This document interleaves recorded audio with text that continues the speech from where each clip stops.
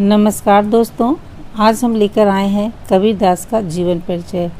अभी तक आप लोगों ने मेरे चैनल को सब्सक्राइब ना किया हो तो प्लीज़ चैनल को सब्सक्राइब कर लें और साथ में लगे बेल आइकन को प्रेस करें, जिससे हमारी आने वाली ढेरों नई कहानियाँ आप सुन सकें।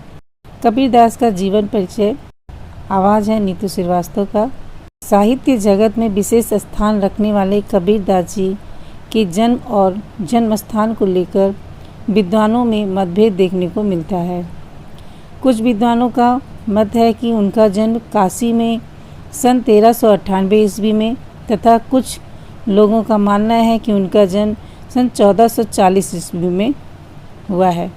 ऐसा माना जाता है कि इनका जन्म एक ब्राह्मण परिवार में हुआ, लेकिन विधवा होने के कारण लोक लाज की डर से इनकी माँ ने इन्हें लहरतारा नामक तालाब के किनारे छोड़ दिया। वहाँ पे एक मुस्लिम जुलाहे दंपति नीरू व नीमा को मिले। उन्होंने कबीर को अपने पास रख लिया और उनका पालन पोषण किया। बाद में उन्होंने पैतृक व्यवसाय को अपनाया और कपड़ों की बुनाई करने लगे। माना जाता है कि कबीर पढ़े लिखे नहीं थे। वो जो कहते थे उनके शिष्य उसे लिख दिया करते थे। वे एक ईश्वर को मानते थे।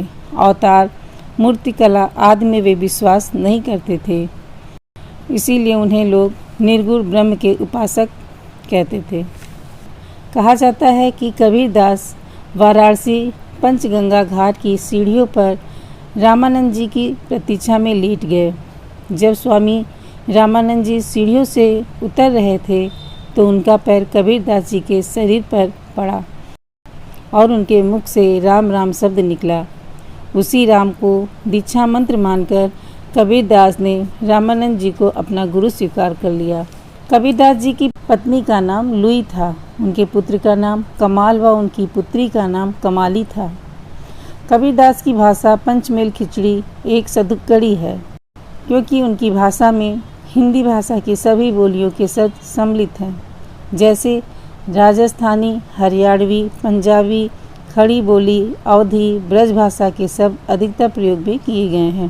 कबीरदास जी मानते थे कि गति कर्मों के अनुसार मिलती है। गति मीन्स मृत्यु।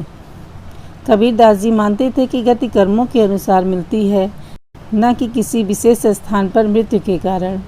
इसलिए वह अपने अंतिम समय में काशी को छोड़कर मगहर चले गए, क्योंकि लोगों की ऐसी मान्यता थी कि काशी में मरने पर स्वर्ग और मगहर पर मरने पर नरक मिलता है। मगहर में सन 1518 में विद्वानों के अनुसार उन्होंने अपनी अंतिम सांस ली। धर्मदास ने कबीर की बाड़ियों का संग्रह बीजक नामक ग्रंथ में किया है, जिनके 3 मुख्य भाग हैं। पहला है साखी, दूसरा है सबद, तीसरा है रमैनी। साखी अर्थात साक्षी कबीर की शिक्षाओं और सिद्धांतों का निरूपण अधिकतर साखी में हुआ है। सबद मतलब गेय पद, जिसमें संगीत विद्यमान होता है।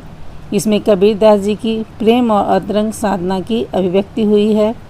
रमैनी चौपाई छंद में लिखी गई है। इसमें कबीर जी के रहस्यवादी और दार्शनिक विचारों को प्रकट किया गया है। धन्यवाद। अगर आपने अभी तक चैनल को सब्सक्राइब नहीं किया है तो प्लीज़ सब्सक्राइब कर लें, लाइक करें और अपने दोस्तों में शेयर करें।